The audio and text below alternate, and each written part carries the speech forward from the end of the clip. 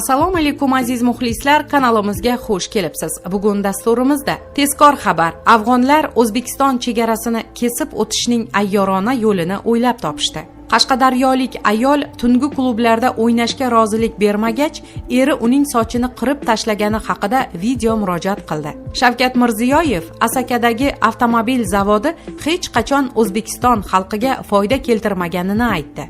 Tolibon Afg'onistonni qayta tiklashda yordam so'radi. Endi esa batafsil. Qashqadaryo viloyatining Qarshi shahrida yashovchi Marjona Ro'zmonova eri tomonidan tahqirlanganini, tungi klublarda o'ynashga rozilik bermagach, eri uning sochini qirib tashlaganini aytib video murojaat yo'lladi. Birozdan so'ng esa xato qilganini aytib, xalqdan uzr so'radi. Daryo muxbiri voqealar tafsilotini o'rganishga harakat qildi. 2019-yil 17-aprel kuni Rustam Usmonov ismli fuqaroga turmushga chiqqandim. Erim turmushimiz davomida menga ko'p zulm o'tkazgan, ammo hech qayerga murojaat qilmaganman. Oqibatda mana shunday ahvolda qoldim. U meni tahqirlab ustimdan kuldi.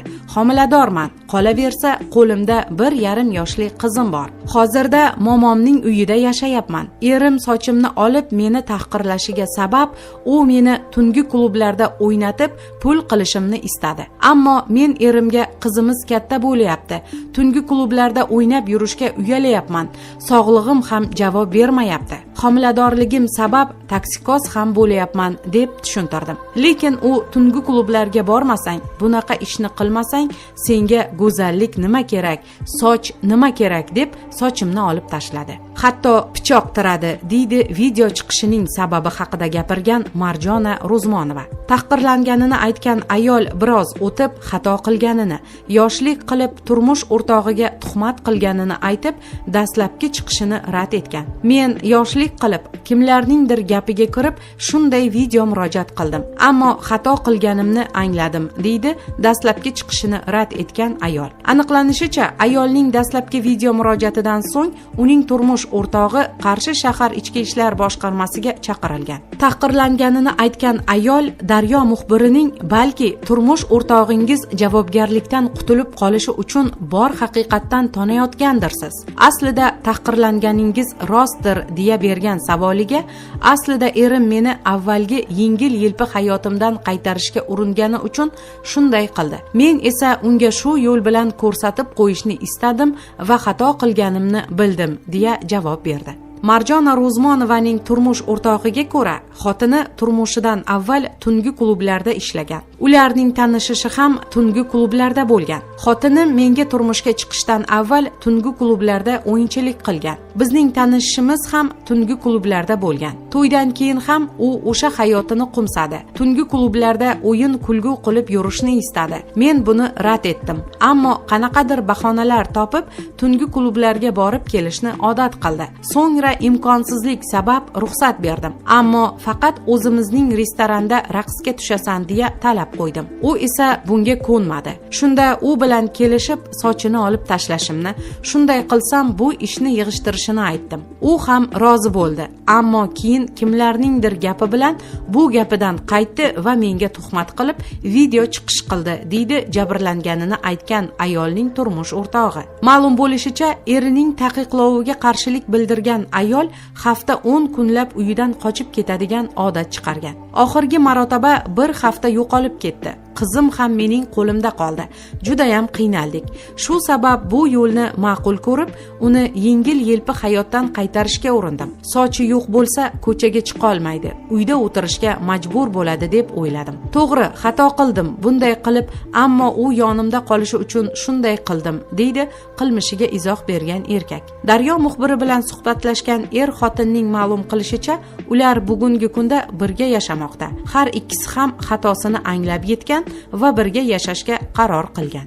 Afg'oniston fuqarolari O'zbekiston hududidan 3-davlatga uchish uchun avia chipta sotib olib, undan chegarani kesib o'tishda foydalanmoqda, deya xabar beradi Sputnik. Ma'lum qilinishicha, ushbu chiptalardan afg'onlarning barchasi ham foydalanmayapti. Nashr manbasining so'zlariga ko'ra, xarid qilingan chiptalarning aksariyati aviakassiyaga qaytarilmoqda va chegarani kesib o'tgan afg'onlar O'zbekiston hududida, asosan Termizda qolmoqda. Chegarani kesib o'tishning bu kabi ayyorona mexanizmi ko'paydi.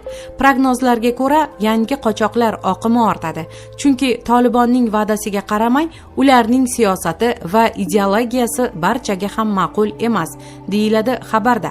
Avvalroq O'zbekiston Afg'oniston chegarasidagi nazorat o'tkazish punktlari qayta ishga tushgach, mazkur yo'nalish bo'yicha qatnayotgan avtomobillar soni ortgani, afg'onlar O'zbekiston hududiga baklashkalardan yasalgan sollar yordamida suzib o'tayotgani to'g'risida xabar berilgandi. Eslatib o'tamiz, 15-avgust kuni Tolibon Afg'onistonning butun hududini o'z nazorati ostiga olganini e'lon qilganidan keyin ko'plab afg'onistonliklar mamlakatni tark eta boshladi. Prezident Shavkat Mirziyoyev 20-avgust tadbirkorlar bilan ochiq muloqot chog'ida Asakadagi General Motors avtomobil zavodi faoliyati haqida gapirdi. O'z navbatida davlat rahbari avtomobil zavodi avval 35% zarar bilan ishlaganini, xarajatlarning 35-40% davlat hisobidan amalga oshirilganini ta'kidladi. Biror marta mahsulotini foyda bilan ishlab chiqarmagan. Agar hozirgidek raqobat bo'lib, zavodni keng okeanga qo'yib yuborganimizda